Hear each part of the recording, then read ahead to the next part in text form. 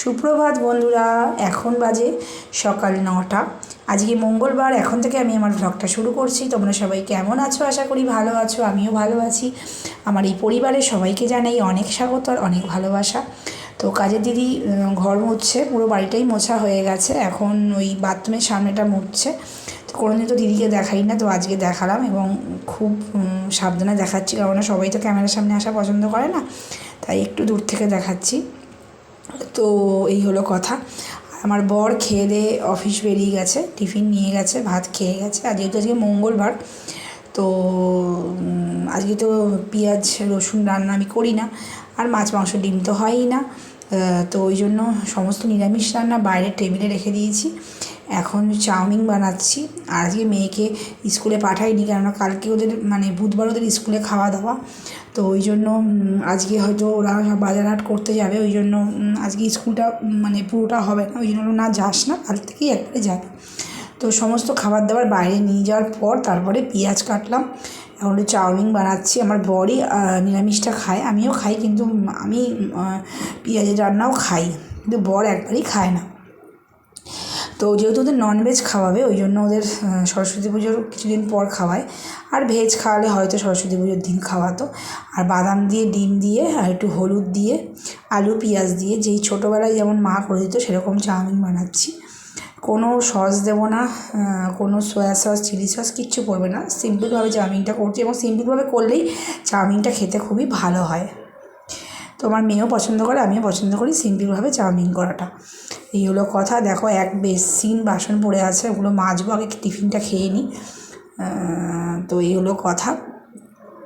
আর আজকে বেশি কিছু রান্না করিনি। ফুলকপি আলুর তরকারি করেছি, ভাত করেছি, আর করেছি একটা পাঁচমিশালি তরকারি, বাঁধাকপি, শিম, আলু, কুমড়ো দিয়ে, এটা লাবড়া বলে। এই হলো কথা। তো এদিকে চাউমিনটা করতে করতে চলে এলাম গ্যাসটা কমিয়ে বিছানাটা তুলতে। আজকে চাদর, বালিশের ওয়ার সমস্ত কেচেছি, তো ওই জন্য তোষকটা তোমরা দেখতে পাচ্ছ। তো এবারে তোষকটা ভালো করে ঝেড়ে নেব, ঝেড়ে নিয়ে বালিশগুলো পাতবো। তারপরে বালাপোষটাও দেখো মাঝখানে পড়ে আছে, তো ওইটাও ভাঁজ করব। বালাপোষের ওয়ারটা কাচিনি, কেন বালাপোষের ওয়ারটা কদিন আগে পরিয়েছি বলে আর কাচিনি, কিন্তু আর সব কেচে দিয়েছি।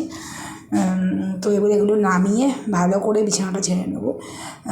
আমার শরীরটা খারাপ বলে তাই আজকে চাদর ফাদর সমস্ত কাচা হয়েছে।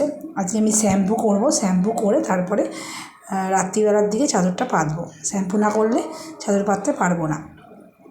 তো এই হলো কথা। তো চলো, ঠিক আছে, আমি চাদর পেতে নিই, তারপরে তোমাদের কাছে আবার পরে আসছি। আমার ভিডিওটা তোমরা দেখতে থাকো। সারাদিন যা যা করবো তোমাদের সব কিছুই শেয়ার করবো, তোমার ভিডিওটা দেখতে থাকো। ঠিক আছে, চলো, আবার পরে আসছি। এই যে মেলেছি এই পাখনা, প্রেশারের ঢাকনা থাকনা, বাজুক না বেল, শুরু হয়ে যাক খেল, জীবনটা পাল্টে যাক না। রোজকের গিন্নি, রোজকের গিন্নি, তেল নুন কড়াই, প্রতিদিন লড়াই, আজ ঘুচে যাক না। ডাস্টিং ইস্ত্রি, গ্যাস ধোপা মিস্ত্রি, মন ভুলে থাক না।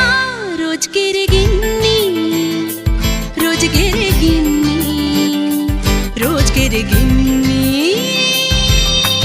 উত্তর দিবস, হাতে হাতে দশে দশ, তাক লেগে যাক না। জীবনের গল্প হোক যত অল্প, খানিক বদলাক না।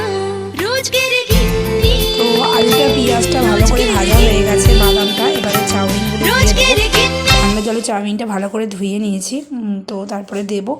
দেখো কি সুন্দর লাগছে, সেই ছোটোবেলার কথা মনে পড়ে যাচ্ছে। সেই মা যখন চাউমিন করে দিত ঠিক এরমভাবেই করতো।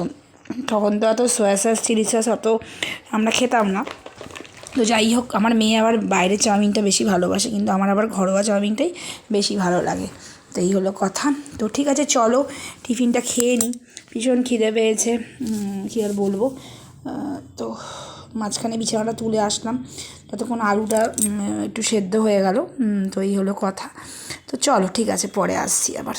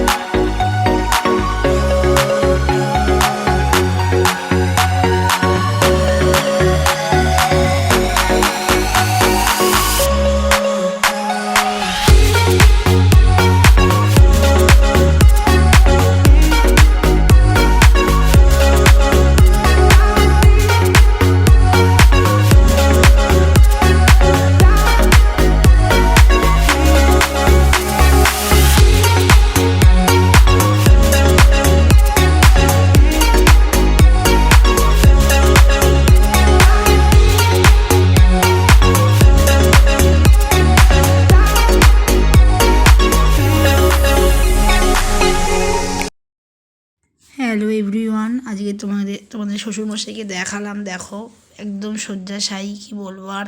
এখন বাজে 4টে, তো এই খেয়ে উঠলাম।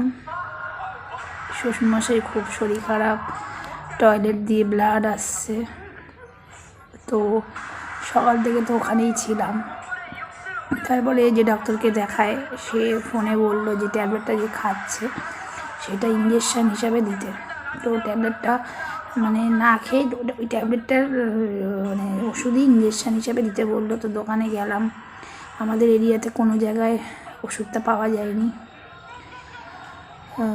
তো তারপরে একটু দূরে একটা মার্কেট আছে, সেখানে গিয়ে ওষুধটা আনলাম, ইঞ্জেকশানটা আনলাম। তারপরে আমাদের এখানটা সিস্টার আছে, তো ওনার নাম বললাম না, তো ওনাকে ফোন করলাম, দিয়ে উনি তোমাদের বাড়ি চেনেন না। তারপরে আমি নিয়ে আসলাম, গিয়ে নিয়ে এসে ইঞ্জেকশানটা দেওয়ালাম। এখন রক্তটা একটু বন্ধ আছে, কিন্তু ছটফট করছে। জ্বর তো আছেই গায়ে, সকাল থেকে জ্বর ছিল না, তারপরে হঠাৎ জ্বর এলো কেন বুঝতে পারছি না। তো সকালে বেদানাটা খাওয়ালো, তো ওটা পেচ্ছাপ দিয়ে রক্তের মাধ্যমে বেরিয়ে যাচ্ছে। কি হবে বুঝতে পারছি না। ভাবি ওষুধটার নামটা যেন কি? পজ। ওষুধটার নাম হলো পজ। এই ওষুধটা ইঞ্জেকশান হিসাবে দেওয়া হলো। আগে খেয়েছিল অনেক, ওষুধটা খেয়ে কোনো কিছু হচ্ছে না বলে ইঞ্জেকশান এতে দেওয়া হলো পজ। হ্যাঁ, ওষুধটার নাম। যখন উপরে গেছিলাম, ছাদে গেছিলাম জামা কাপড় তুলতে, তো শ্বশুরমশাই এখনও ছটফট করছে, জানি না কেন কী জন্যে। মানে ক্যাথিড্রালটা পুরো ব্লাডেই ভর্তি হয়ে গেছে, মনটা ভীষণই খারাপ। কি হবে জানি না।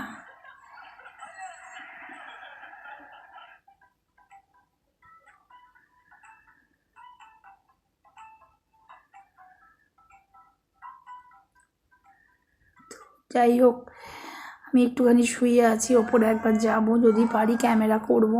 মানে ওরা তো ক্যামেরার সামনে আসা পছন্দ করে না, তবু সকালে যখন শাশুড়ি মা একটু বারান্দায় গিয়েছিলো, তো তখন একটুখানি ক্যামেরা করে তোমাদের দেখিয়েছি জাস্ট, যে বাবা শুয়ে আছেন। তো তারপরে শাশুড়ি আসার আগে ক্যামেরাটা বন্ধ করে দিয়েছি। তো ওরা খারাপ ভাবতে পারে না, এখন শরীর খারাপ, তার মধ্যে আমি ক্যামেরা দেখাচ্ছি, সেটা ঠিক না। তো একটুখানি টাইম দেখালাম, কেন তোমরা তো মানে দেখালাম এই কারণেই যে সবসময় তো মুখে বলি, তো একটা দেখালে একটা তোমরা বুঝতে পারবে জিনিসটা, এই কারণেই দেখানো। তো সবসময় দেখানোটা ঠিক না, তো তবুও তোমাদেরকে দেখালাম। তোমরা যেহেতু ফ্যামিলি মেম্বারের মতো হয়ে গেছো, তাই তোমাদের সব কিছু শেয়ার করি এবং দেখাই, সেই কারণে দেখালাম বাবাকে একটুখানি। তো বেশি দেখাতে পারিনি, তো চেষ্টা করব দেখানোর, যতটা আমার সাধ্যের মধ্যে হবে অবশ্যই তোমাদের দেখানোর চেষ্টা করব, ঠিক আছে। তো আজকে রান্না করেছি ফুলকপি আলুর তরকারি, আর গাজর, আলু, তারপরে শিম, কুমড়ো সব দিয়ে একটা বাঁধাকপি মানে একটু গোটা গোটা করে কেটে একটা লাবড়া মতন করেছি, ফুলকপি আলুর তরকারি, আর ডাল করেছি, আর ভাত করেছি। যেহেতু আজকে নিরামিষ, তোমরা তো জানোই মঙ্গলবার আমরা নিরামিষ খাই, বজরংবলির এটা করি। তো এই রান্না করেছি আজকে, বেশি কিছু রান্না করিনি। তো রাত্রিবেলা এই থাকবে, একটু যদি বড়া করে নেবো, এই হলো কথা। মন মেজাজ একদমই ভালো না। ঠিক আছে, চলো পরে আবার তোমাদের সামনে আসবো, আর ভিডিওটা দেখো, আশা করি ভালো লাগবে। পরে আসছি। এভরিওয়ান, এখন বাজে 7টা। তো মেয়েকে পড়তে দিয়ে এলাম, ওর 6টা থেকে পড়া, ওকে ছেড়ে দিয়ে তারপর আস্তে আস্তে আসছিলাম। সে দেখি আমিও ঢুকছি, বড়ও ঢুকছে অফিস থেকে। যাই হোক, বর এখন ওপরে গেছে মায়ের কাছে, মানে বাবাকে দেখতে। তারপরে ওকে টিফিন দেবো, আগে ও হাত পা ধুক, তারপরে টিফিন দেবো। আর আমি পুজো দিতে পারবো না এখন, তো বর আগে চান করবে, অফিস থেকে যেহেতু এসছে চান তো করতেই হবে, চান করবে, তারপরে পুজো দেবে, তারপরে টিফিন খাবে।